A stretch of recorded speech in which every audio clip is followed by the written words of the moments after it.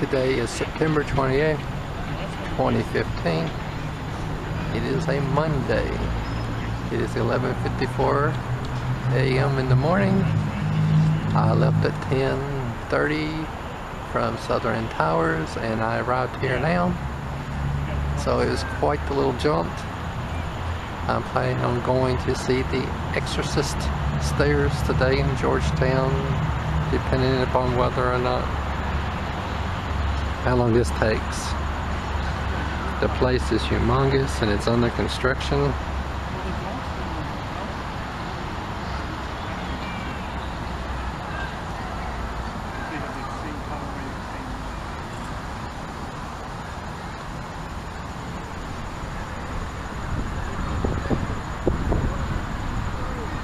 It's a breezy day. I don't believe any rain is scheduled for today.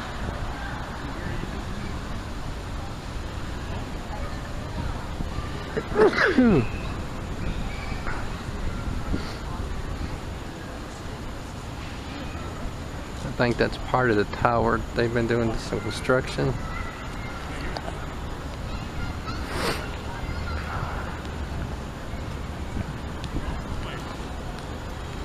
Come around here and you can see a little bit more of it. I'm assuming this is the front.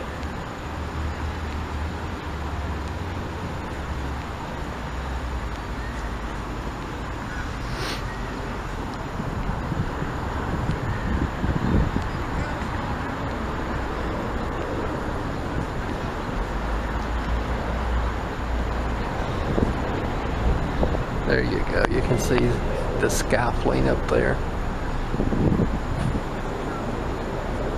They're trying.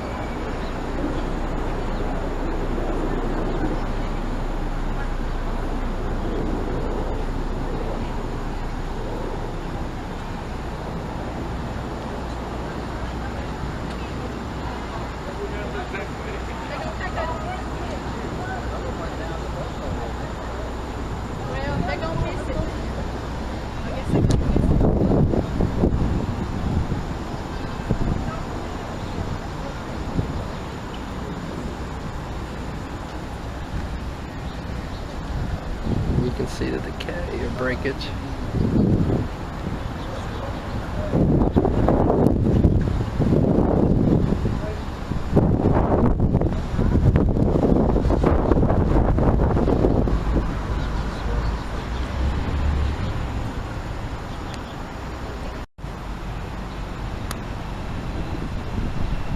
They say this is the entrance, so I'll go in here in a minute. We're gonna take a look up the tower. Probably won't get to go in the tower, but as you can see, this is humongous.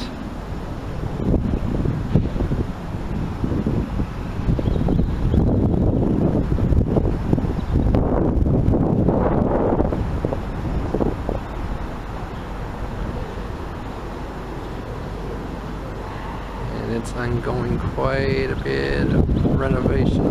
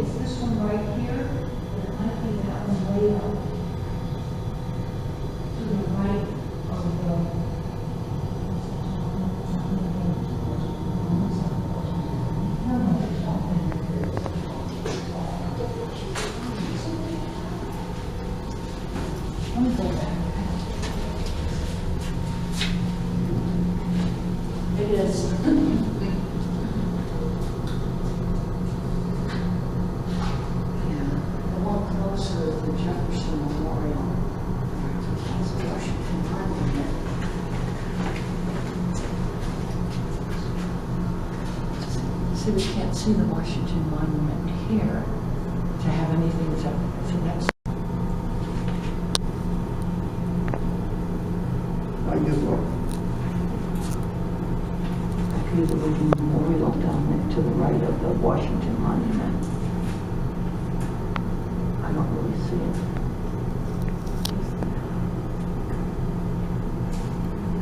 Now, what's that place where you say something and then you could hear right across it? It wasn't, I thought it was the cathedral. These chairs are just the greatest. Everything is there.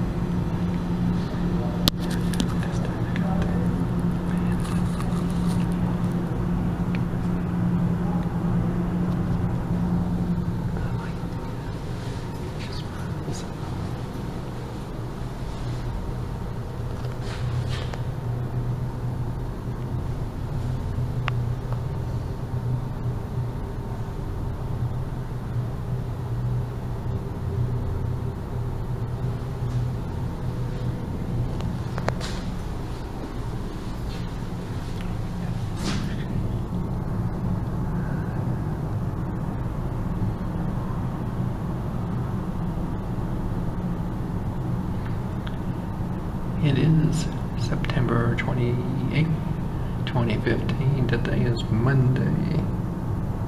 I will have to check on the time, because I've been here quite a while now. Ooh, it's already 2:21. Well, I might not make it to Georgetown today.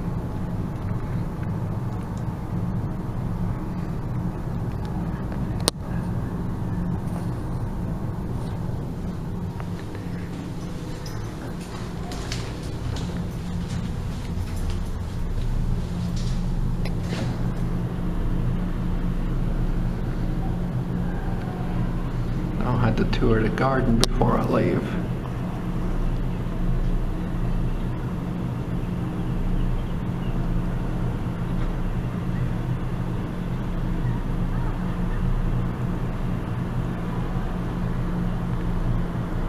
I can't even tell if I'm getting the airplane or not.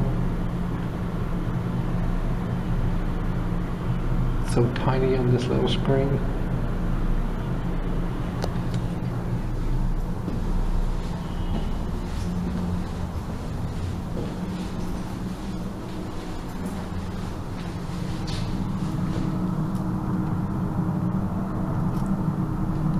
Trying to get as much information photographically as possible.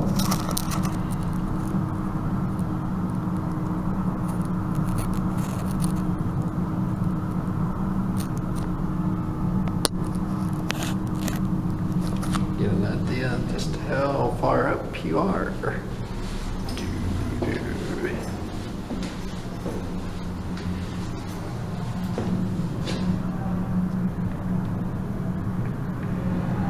I still have to catch the bus. bus.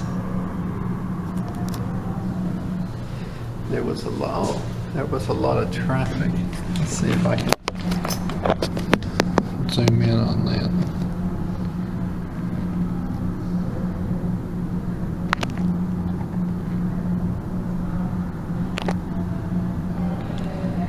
I don't know what it is, but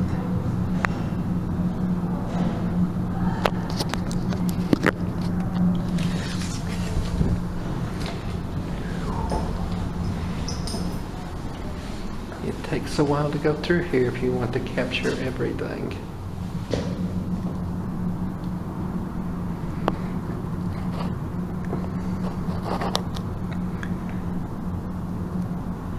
And you still don't get to see everything because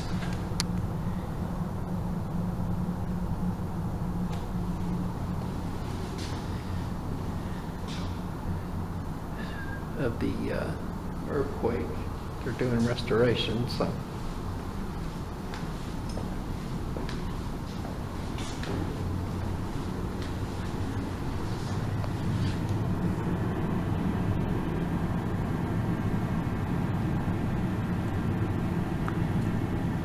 I really hadn't planned on paying the tour, but I was never going to get here on a Sunday.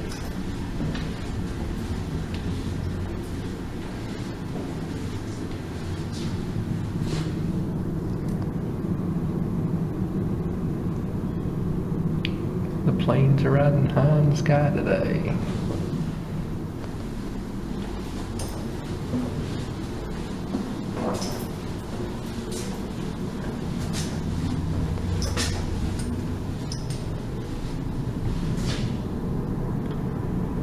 I don't know what that tall structure over there is, not the antennas, but the concrete looking one in between the series of antennas to the left and the right. It's about 3/4 of the way to the left, and if you're going from left to right, it's about 1/4 of the way.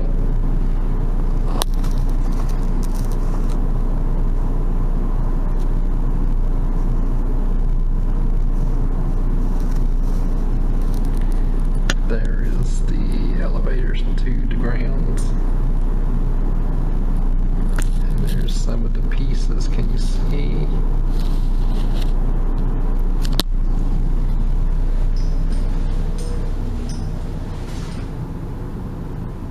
Oh, that was the National Cathedral School. Okay, this is the National Cathedral School. Okay, then.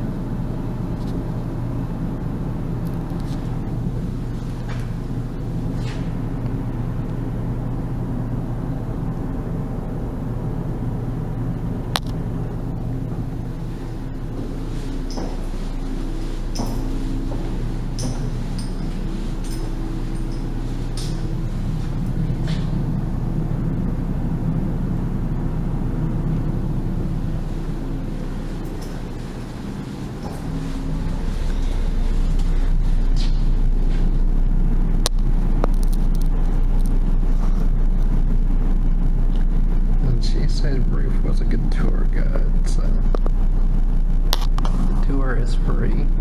Well, you paid it in here, so it's not exactly free, but it's included.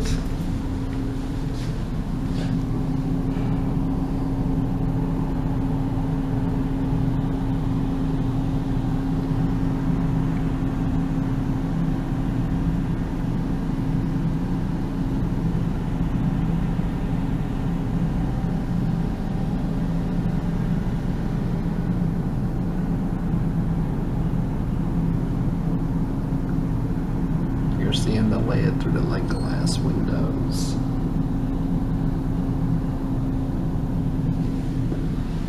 And I haven't seen Darth Vader yet.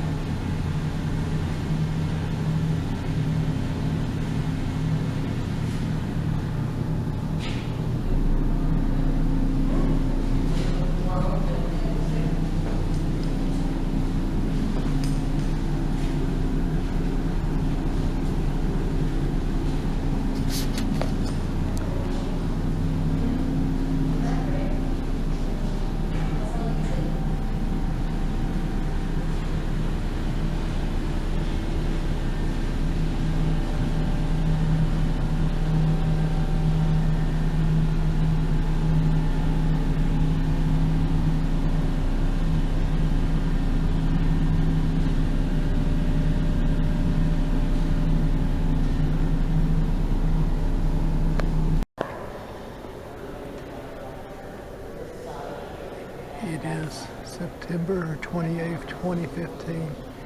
It is around 3:20 p.m. and I'm waiting to take a tour. I just now noticed that the medallions all have some type of symbol in them. Yes. She has that big group up here.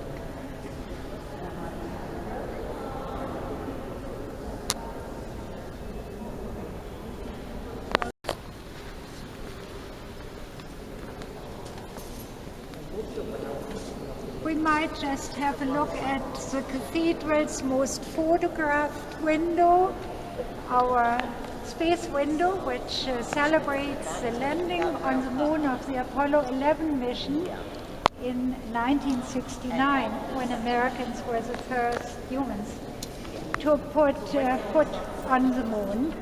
We know Armstrong, Aldrin were the two astronauts who stepped on the moon, and Michael Collins took them up in the spaceship and brought them back down. And of course that is the key, bring them back down.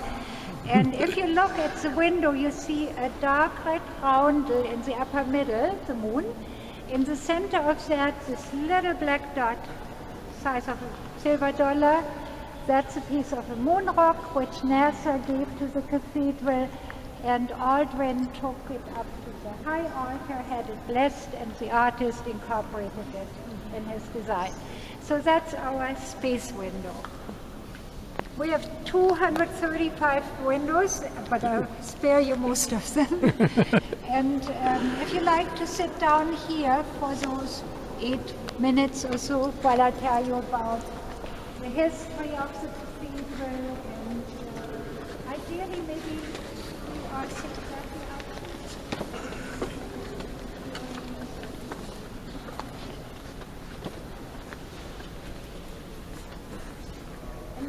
And I also asked you quickly, from where are you visiting? Shall I start here? Virginia, Nebraska. Goodness, we have one dosage who comes from there. Into Louisiana. Ohio. Idaho. Louisiana, Nebraska. From here. Also Ohio. we have the Middle West well represented. I ask, I'm curious myself, but it also shows from how many corners of the United States, or often of the world even, come and visit here, and we're very happy. But each week, the cathedral prays for one state of the nation. And this week they are praying for Rhode Island. They go through 50 states, 50 prayers, 50 weeks. Then the 51st week they pray for the District of Columbia. We are not a state. 2 red stripes and red stars. And the 52nd week they pray for the United States. And that's the 4th of July week. And then they start all over again as the states join the union with Delaware, Pennsylvania, Georgia, and so back to the district. On the 4th of July, there's a wonderful concert here of American music, American composers, And the start was Koblenz Fanfare for the Common Man. And of course, we have Gershwin.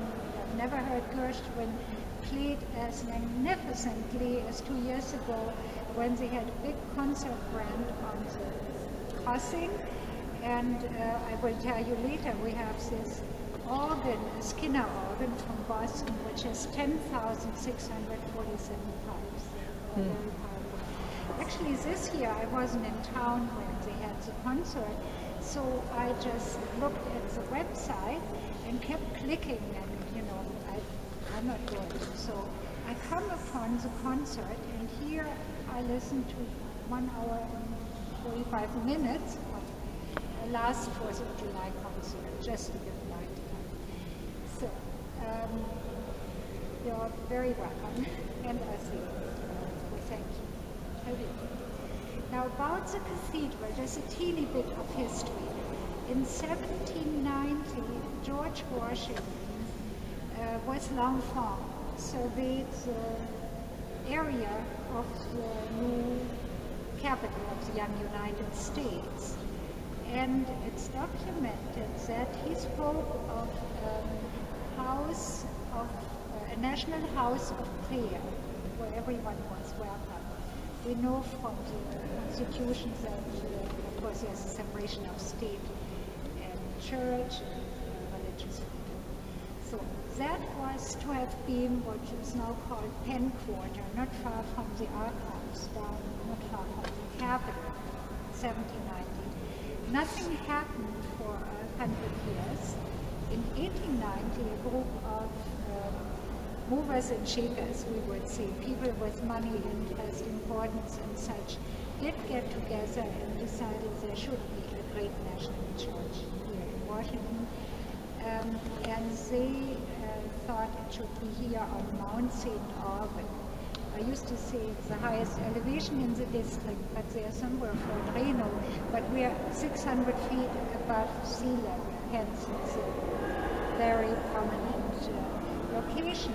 But here was already the little parish church, St. Albans, you may have seen when you came in to your right, and private residences, orchards, gardens, wood stands, and so forth. So 57 acres had to be purchased before they could think of laying a foundation stone. And that they did in 1907. And then they built westward, or I should have said 1907 in the east, where the sun rises. That's a great tradition to start temples and churches.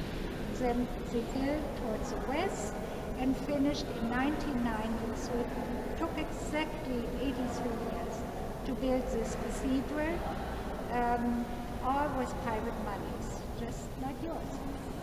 And of course, all the movers and shakers, I should mention, there was a banking family, the Glovers, who gave Glover Park to the district. And Admiral Dewey, I read, Admiral Dewey of the Spanish-American War, traveled with a little model of this cathedral to be built by train through the United States, raising funds. There were the Folgers, who gave Shakespeare Library to the nation near the Library of Congress. And who else? Oh, the Andersons, we see the chapel, the burial. We'll see some of the chapels donated by the great donors. Now, this architectural style that was selected, we are looking at it. We are sitting in it. When from 1890 on, still the laying of the foundation stone is English Gothic architecture of the 14th century. And for the hallmarks of architecture, you all know, very tall columns rising to great heights. Here in the nave, we are sitting in a 10-story height, like a 10-story building if you want, and ending in this pointed arch, the key building element of Gothic architecture. The first Gothic cathedral was built in the 12th century outside of Paris, Saint-Denis. And preceding Gothic architecture style we know was Romanesque architecture. Romanesque architecture had very thick walls to support very, very heavy barreled roofs. Now the Gothic architecture, as we all see ourselves, is a very light and open form of architecture, and that can only be produced, if you go back those, whatever, 900 years, could be produced by having this pointed arch, which then ends in a ribbed vaulted ceiling, and the ribs of the vaulted ceiling distributes the weight of the roof over the piers. Hence, everything is open, and you don't only have the great height, but you can bring a lot of light. So great height and great light are really key words to describe Gothic architecture. And then other, of course, once you have this very open style of architecture, you can put in a lot of windows. And we know in medieval cathedrals, churches, the windows tell the story of the Bible. And here at our National Cathedral, we have the Bible windows way up in the so-called clerestory, the four lancets. And they're quite abstract. They were done by an American artist, Owen LeComte, who did about 70 windows here. And I need to read the book, Jewels of Light, to tell you which each window has. But just in general, the Old Testament windows, way up there, the so-called clerestory, are to the left, and the New Testament windows to the right. When we get up, we might have a look at that. Then the next level, the upper nave level windows, relate to great human achievement, celebrating human achievement. The first window we looked at is dedicated to scientists and technicians. The space window, then we have the labor window. To the left of it, you can't see it, but when you get up, we have the agriculture window over there on the north side. And if you look to the right-hand side, the third panel up, there's a lot of green, and that's a John Deere tractor, for instance. It all tells a great story of human achievement of the nation. The wings of courage are in that window, because the donor, they are all different donors. They determine what they would want to have in the window. So the wings of courage are in that funny little window. In the 12 o'clock rosette, in St. Blas again, is the steep roof of the chapel at the Colorado Springs Air Force Academy. And then we have the feeling of sacred music, sacred art, as we labor units, who I mentioned already. And in a moment I stop. The little windows, when you were up there, waiting patiently, you might have noticed the very blue and pink windows to your right. They depict the Lewis and Clark exploration of the West, just to give you an example. The human charity, average outside groups are over there. A lot is extremely abstract, so if you ask me some of the windows, I have to get them.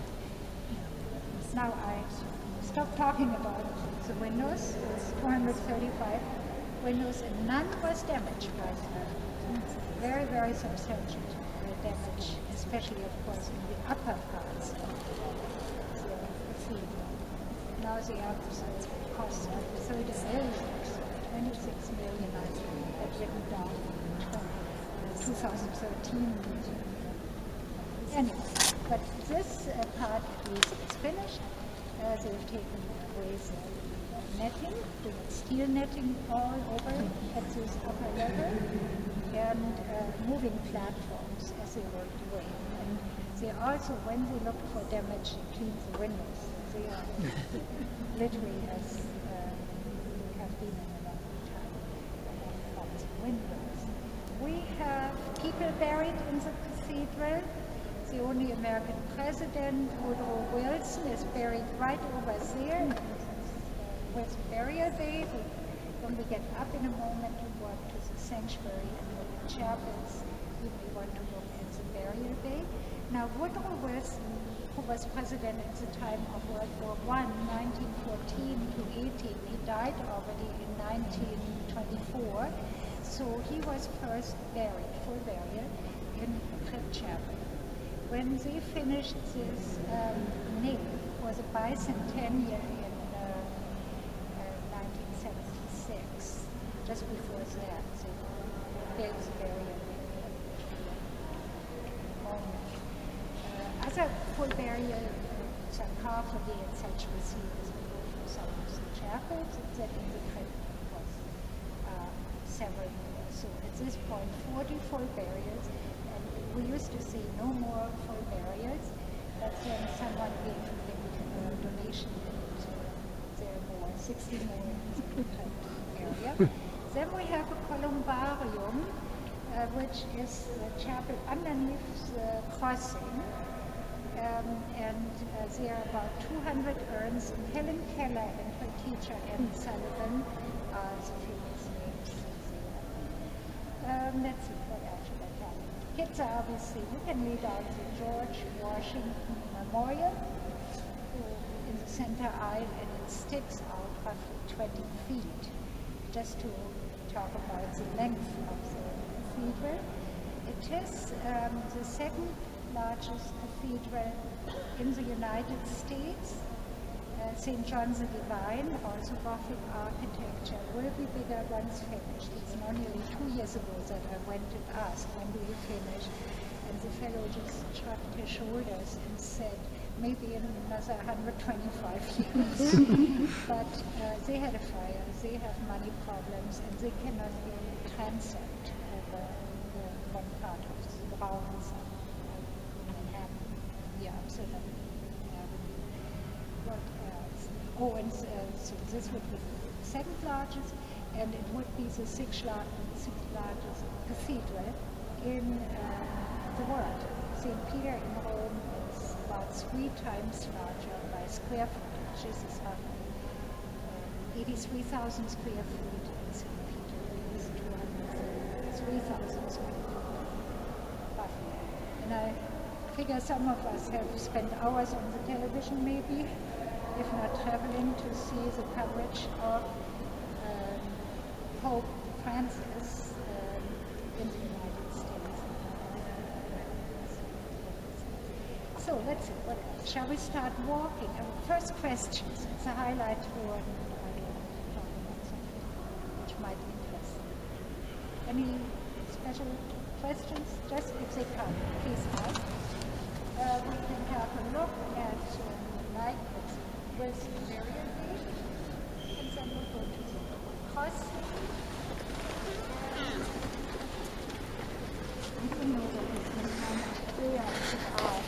They have done quite a bit of moving pieces of furniture because they are installing a new bishop of the United States, so there's a lot of rehearsing. And last week they even put out chairs in a certain formation, and I thought, we are up there, we usually put our chairs into order, and I almost was going to move them away again.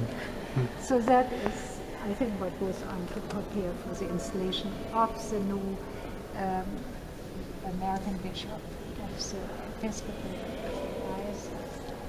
So here's Woodrow Wilson's burial bay. His wife is buried in the crypt, full burial. And the stations in Woodrow Wilson's life are in those relief carvings. In the center is the presidential seal. To the left, he was governor of New Jersey, and to the right, he was president of Princeton University. And the stained glass windows relate to his presidency, namely war and peace. Yeah. So to the right are the agonized faces in stained glass and flames, and to the left you have happier faces yellow-green colors, more peaceful. And in the center is the Christ child and Christ on the cross, the ultimate sacrifice idea. Those were done by an Hungarian artist, Danyani. And I heard last Monday the story. He wasn't going to do any more stained glass work. We have more of his work here. But when he knew it would be for Woodrow Wilson's burial day, he said, and as I say, I can only quote what the source was good. He said for Woodrow Wilson, yes, he would do it. And then Danyani, who did this in the 50s, he said, when he went to school and learned English, they would have the alphabet, A and a noun or name. So, you know, A, Adam, B, whatever. And for W, which he said was difficult to pronounce, they had Woodrow Wilson. So they kept saying Woodrow Wilson. Anyway, maybe it's just an anecdote, but the source here is the cathedral who told me that. So those were his last witnesses. Now we go to the crossing. Maybe it's best to. This is a massive water basin, which is usually there. So you can see that changes as, you know, with the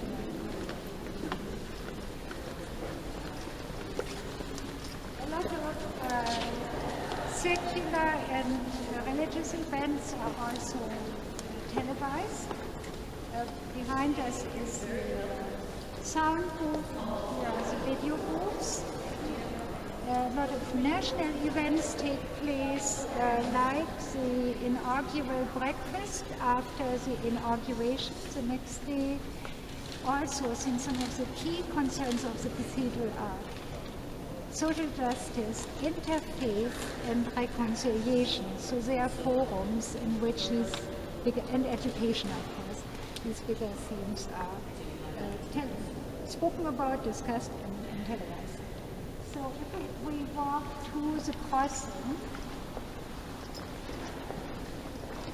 there's actually planning going on what there's always some moving of chairs.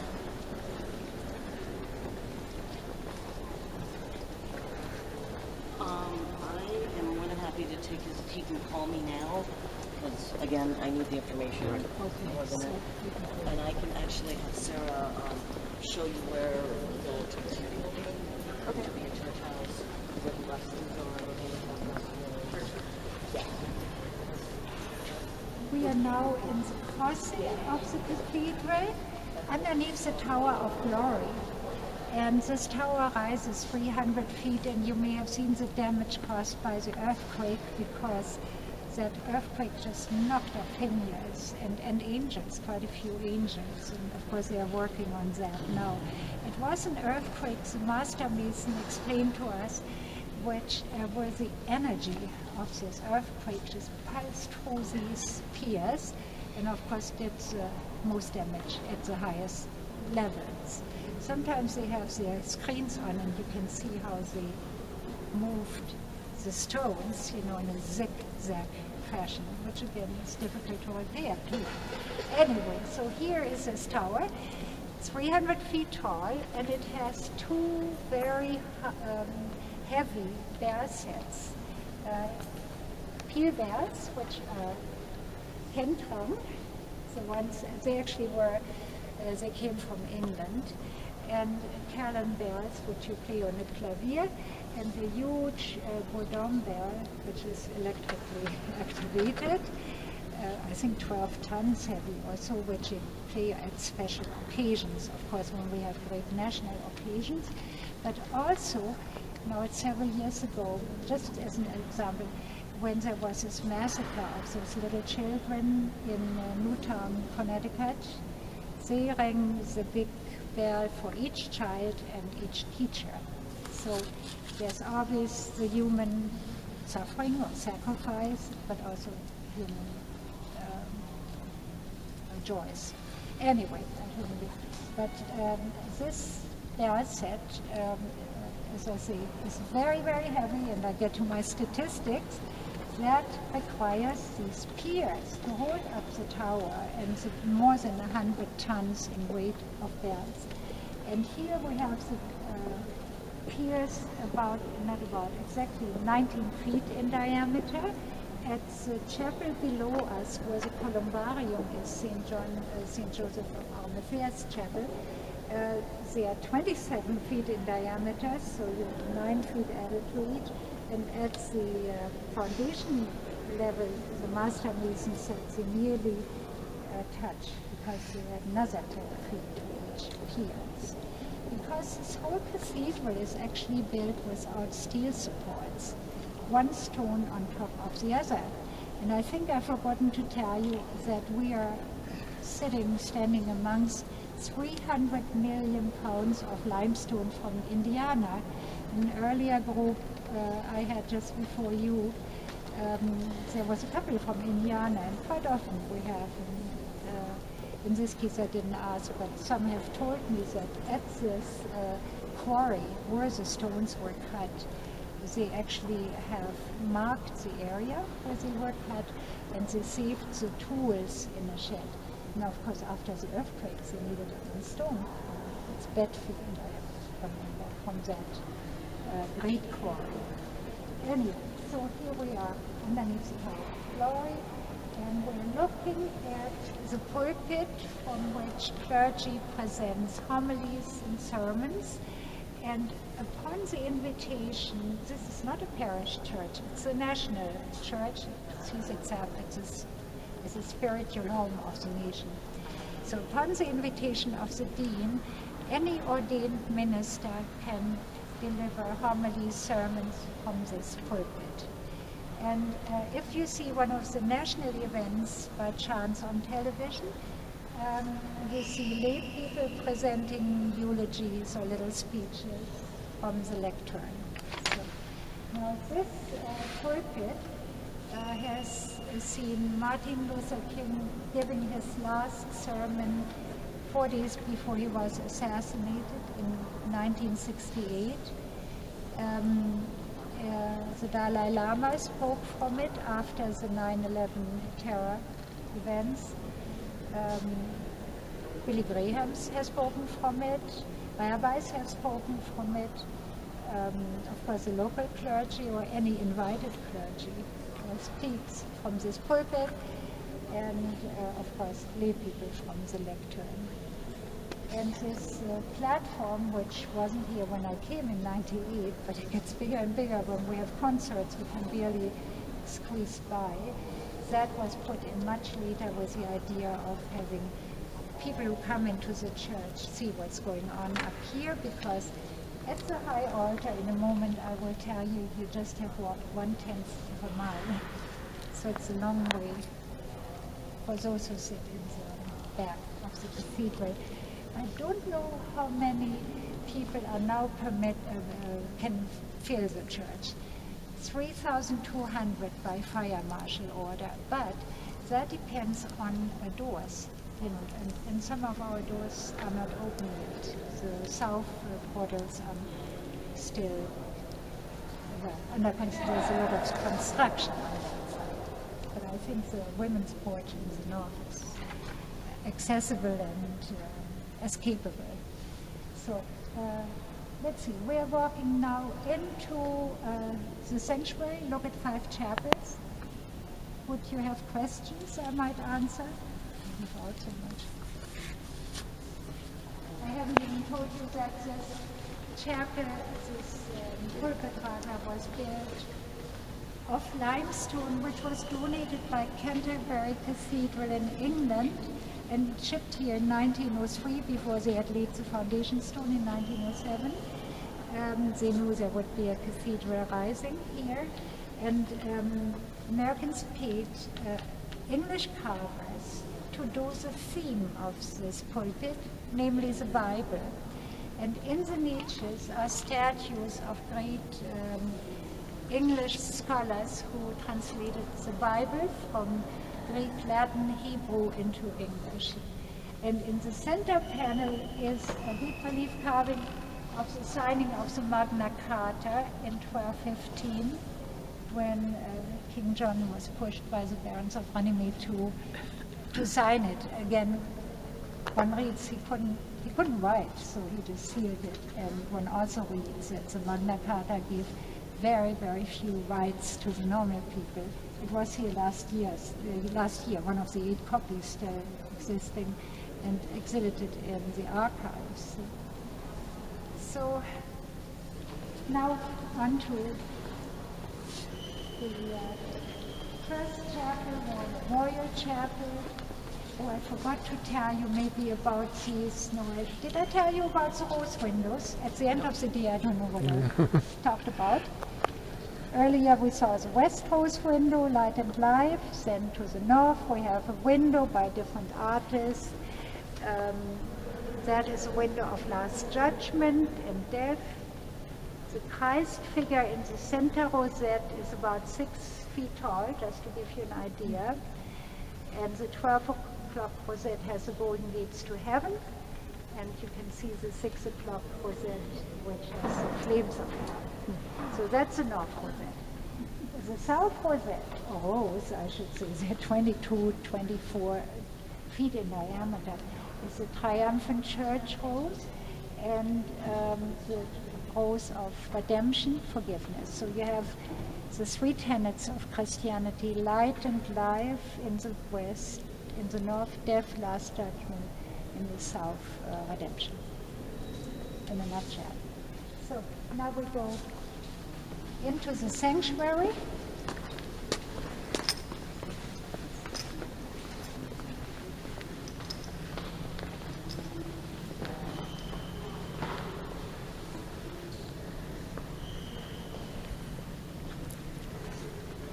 The first of the 5 chapels in the sanctuary is War Memorial Chapel, at which we all look right now. It honors all those who fought bravely, honorably in American wars. And we have big honor rolls, some down here to the right. You see some of the wooden bookcases, closed of course, but most of the honor roll, I understand, is stored in the triforium with the flags over there, just underneath the clerestory. This part of the cathedral was finished roughly towards the end of World War II. Hence, depictions in these stained glass windows relate to events in World War II. And straight ahead, we see the center panel, Arlington Cemetery crosses, the Midway sinking or attack on the Midway in the right panel, but quite easy to see are the parachutes in the right-hand lower panel, which commemorates the landing in Normandy, America's action in the Atlantic War Theater. And then to the left, much more abstract, Iwo Jima. So that's in the Pacific Ocean. And to the right, you see a little cross, which chaplains of the Pentagon gave to the cathedral not too long ago. It was made of stone where the terrorist plane hit the Pentagon on 9/11. The same limestone from Indiana, because here the cathedral is, the Pentagon was built with limestone from Indiana, and 14 buildings in the Federal Triangle have also been built of Indiana limestone. You talk to a mason also, they say it's a wonderful building material. It's fairly soft, and when it's cut, set mortar, and then finally it hardens and takes on a pink sheen. Except I haven't seen the pink sheen, but it's what we find here in Washington all over. That's nice. So this is the first chapel, War Memorial Chapel. Oh, I should mention, did you see the Vietnam War Memorial on the mall, this low black marble one? When that was inaugurated in 1982, here at War Memorial Chapel, they write the name of the 58,000 who fell in that war. starting during a day into a night, into another day, into another night, another day. So these are the functions of these smaller chapels. The next chapel is Children's Chapel. You may have noticed a little bronze figure. And actually here you get a fairly good view of it. It's a miniature church, if you like to look closely at it. I go back to 1911 when a family had lost a 6-year-old child, and they wanted to do something for the cathedral. Of course, this was just construction time. And someone had the brilliant idea to say, build a little chapel for children. They, of course, commemorated their own child with it. And you've noticed already it's a miniature church because you have the altar to prepare the Eucharist, the altar wall, fully chrome and gilded carvings of the theme, Christ saying, suffer thy little children to come unto me. Then we have a baptismal basin and an organ, and all these little chairs, if you like to look closely, the kneelers are baby animals, not big cats or big pandas, but it's one of our docents has all his own kids baptized here, but now there are so many. He said because the $150 to rent it, but it's very, very good when there's a small baptism because he put a silver bowl in the basin and the floral wreath around, and they always use miniature flowers. Today I have rather kind of small flowers, you know, never big roses and big lilies or so. So it's our children's chapel. And you're already in the third chapel of the 5, dedicated to St. John, which also was donated. And I'll come to it when we get closer to the sarcophagus.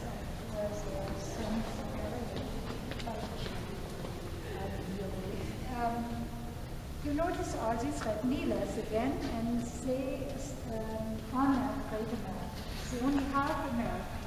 It's Winston Churchill. He had an American mother, but Churchill, of course, was America was a very Churchill. And one has to be dead before one can have kneeler. Presidents all get kneeler. I know I see Ford, they don't change it so much anymore. But you have, I don't know who Fourteenth was, but you have the Brooklyn Bridge, and the next to it is the Nixon kneeler. And if you look at the kneeler, you see in Needle Point the China Wall. You know, he was the one who was Kissinger remitted relations with China. And whenever you see presidential seal, of course, here's Harrison. Kennedy is kind of has been handled a lot as the president. So it's probably Benjamin Franklin. So the American forces is falling apart. You have the presidential seal. Ask what you can do for your country. For the important are the deeds of his life. He started the Peace Corps, the theme, the New Frontier, and as his theme for the nation. Then we have Thomas Edison, the electric light, and Edna Vincent McMilley, the Emily Dixon store, and I know over there Susan B. Anthony, or is it gone? Oh, it's right here. White there, yeah, because that needs to be fixed too.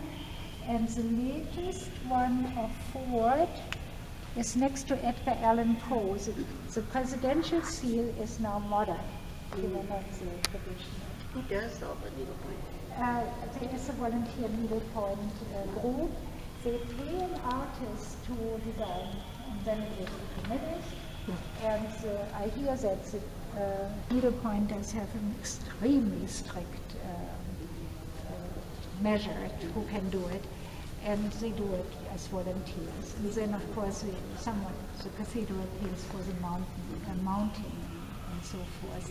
But in context with the Fort Mila, one of our docents who is a city guide, so she brought a Michigan couple up to the cathedral, And she mentioned they were, this is a few years ago, they were starting to work on the bush Mila. So they gave $3,000. I don't know if I'm indiscreet to say that, but she told me the story. And to pay the artist. And then they said that Ford's daughter Susan was a good needle pointer. And so this docent here passed that on, but she evidently didn't do it. And I think it would have been wonderful if you do your father's needle. So I don't know who it was. Now, when Rosa Parks, for instance, died, I asked, does she get a kneeler? And I didn't hear anything. But then last year or a bit more, they put a little sculpture of Rosa Parks' head in the narthex. Where you come in, there's a human rights porch, and one usually just you pay and then you come in and one doesn't turn around. But there are two heads, one of Rosa Parks on a pilaster across from Mother Teresa. So if you go out, there are two little heads, and in the same, it's all to the north where you came in, another little head was sculpted, and just, it was still covered last Monday. And it's of a fellow by the name of Daniel, who was a civil rights activist in Mississippi, and he lost his life in the general shooting. He wasn't, but he just happened to cover another person. So we have still lots of national or nation-related sculptures or needle points or woodwork going on as the nation goes on. When I mentioned that this chapel was donated by wealthy American family descendants and still around, they donate for education now. Anyway, this goes back again to the 1920s. After they lost their son in World War I, he was flying missions for France and the tricolor. He was decorated by the French government. And he flew into electric wires and lost his life. We know those flimsy biplanes from films, how dangerous it was. So they gave, the parents gave this chapel, and the parents are buried forever downstairs. There is a film which is called Flyboys that sounds frivolous. I saw it in the public library, and it deals with the Lafayette Escadrille. And that was his escadrille. And it's a very, very interesting film because it shows these young American aviators flying missions. Now, as I mentioned, it's dedicated to St. John, this chapel. And if you look at the Reredos altar wall, you see Christ on the cross in relief carving, and to the right St. John, his favorite disciple, and to the left Mary. And here in the cathedral, they laid out the chapels according to that iconography. We are in St. John's. We go up to the high altar, Christ blessing the world, and then to Mary's. So if you look at it, this is how the chapels are laid out here in some sanctuary. And come up to the high altar.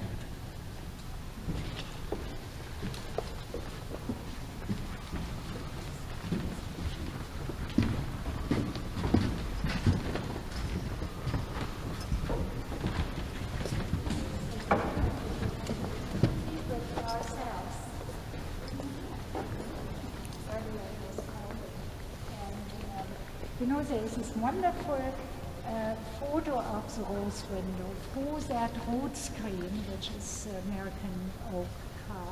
And the importance or significance of the root screen in medieval churches was a barrier. When you, the worshiper, were out there, you couldn't come into the sanctuary. Only clergy and choristers. But root screen also is an English word for crucifix or root.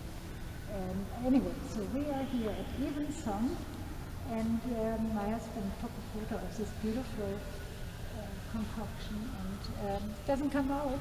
It's all white, you know, it shimmers beautifully, but it's best seen like this. And as I said earlier, we have now walked 1/10 of a mile, and are at the high altar, which shows Christ in majesty blessing the Lord. And his figure in our statue is surrounded by a total of 110 statues. We tried to count them for those reasons, and they are there, but I couldn't quite get them all in, so maybe, well, clearly I didn't count them. We also are looking at the cathedral to the left. A church can only be called a cathedral if there is a bishop at the top of the hierarchy.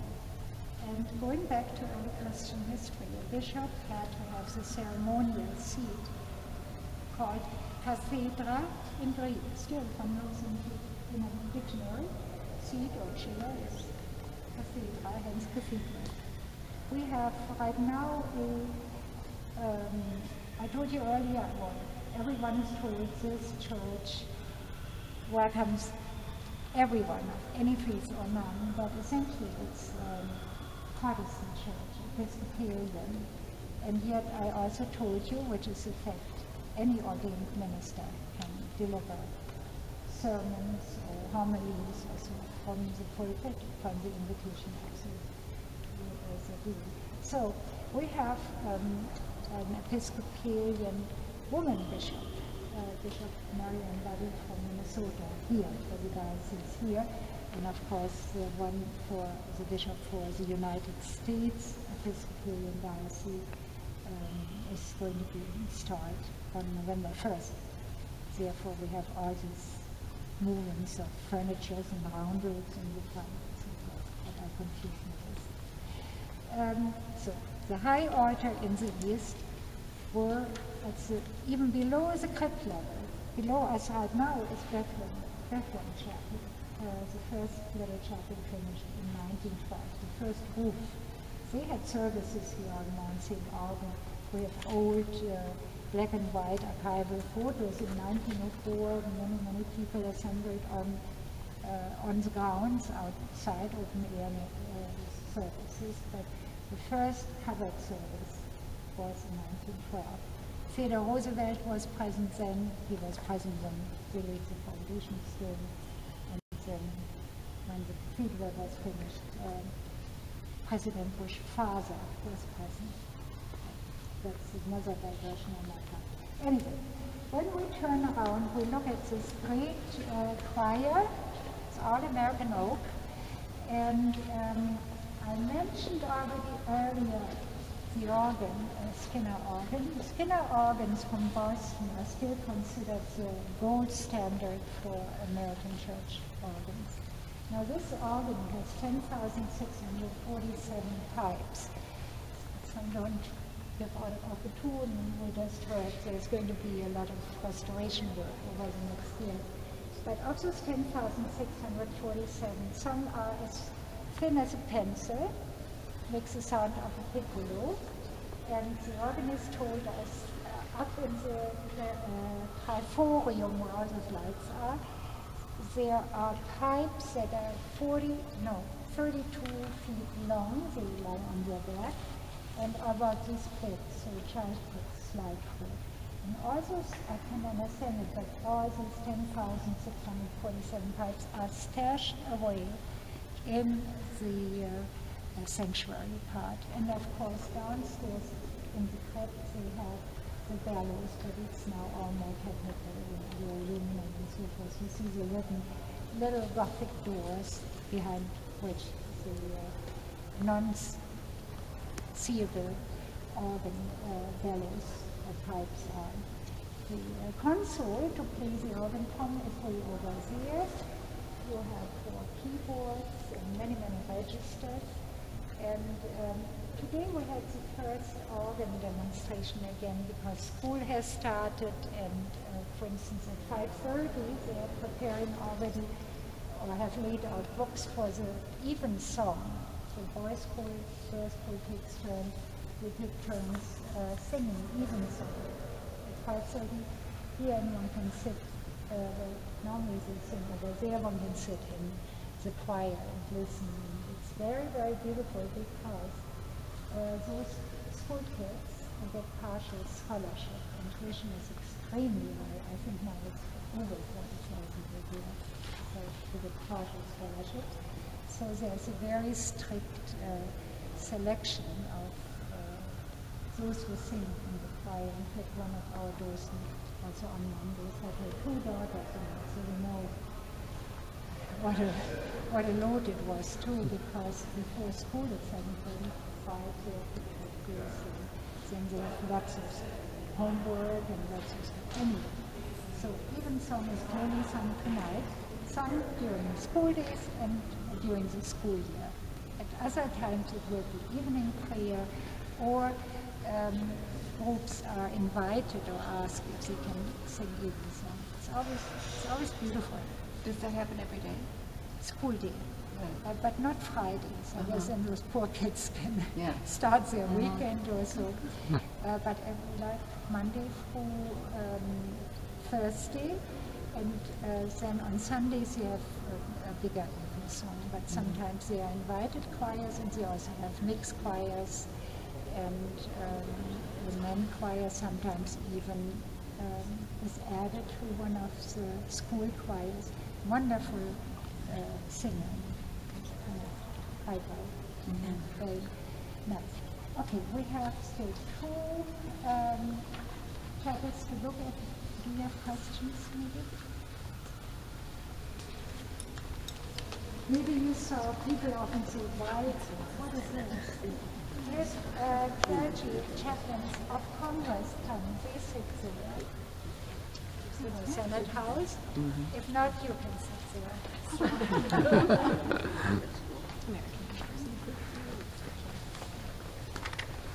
Please mind 3:6.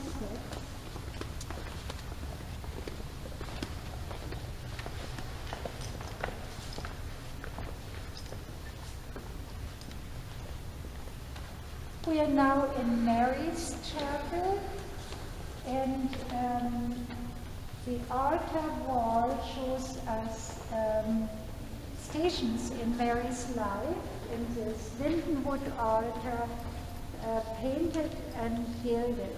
And in the upper center you see Mary presenting the Christ child to the world. Upper left, the Annunciation, upper right, the Visitation, below that the first miracle Christ performed at the wedding of Cana, according to the New Testament.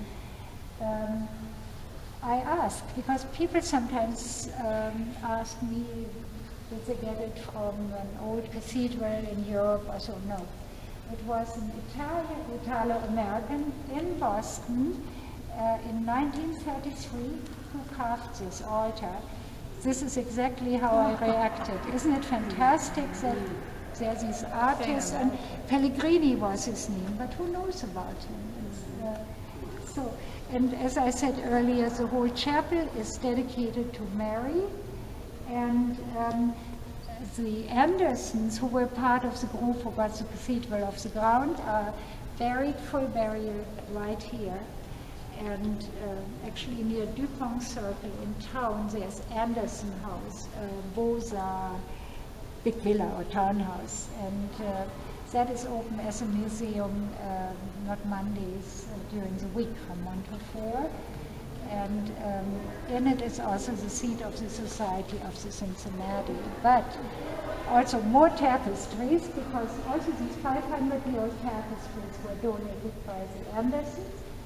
And they depict the biblical story of David slaying Goliath. We know from the Bible that small David with his people of the monstrous Goliath, whom he slew with a rock on a slingshot. And that's the second tapestry, 500 years old. Woven by Belgian weavers, but they belong to a North Italian family, the Berste in Ferrara. And they were recently not restored, when I asked two women who bought one back, conserved in a laboratory at St. John's the Divine, which when I asked them, tell me in a very simple way, how do you restore these tapestries? They said, no, we don't restore, we conserve. They use deionized water, Q-tips, a lot of patience, and some stitching, but not much more. I still can't believe they found confusing. They said the only color that faded a little is green, that turns bluish. And they said high quality yarns were used. Fleur de commerce. So I looked up online, fleur de commerce, and found nothing. So high quality. So it's like cartoons. In fact, the word cartoon comes from the French word carton. Carton, heavy cardboard paper on which the artist would make the design, and the weaver then the design. So when we talk about cartoons in this Sunday newspaper, the forerunners, this is the slingshot scene. Because the Gothic already had his forehead and stayed this way.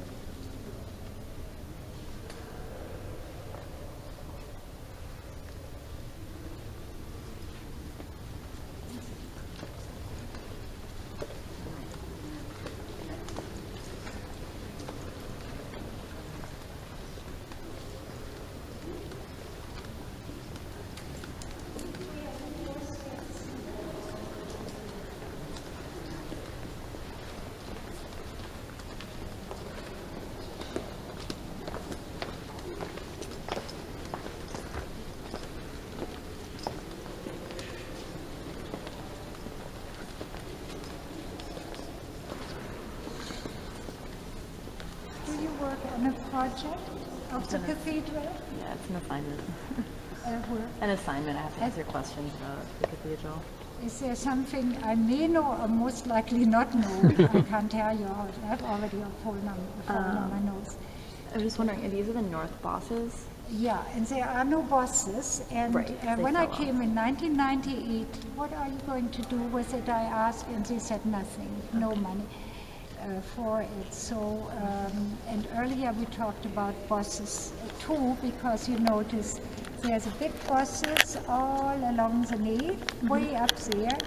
There the relief carvings are according to the Nicene Creed, God the Father, the Son, and the Holy Spirit.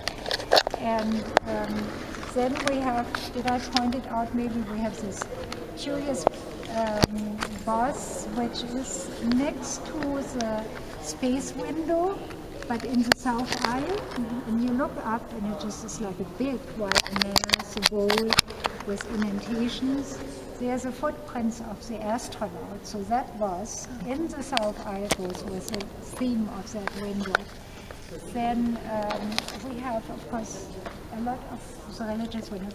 Earlier we also looked in the George Washington Bay. Did you already look there? Normally we begin beyond it, and I feel since it's National Cathedral, we should actually begin with George Washington's Bay.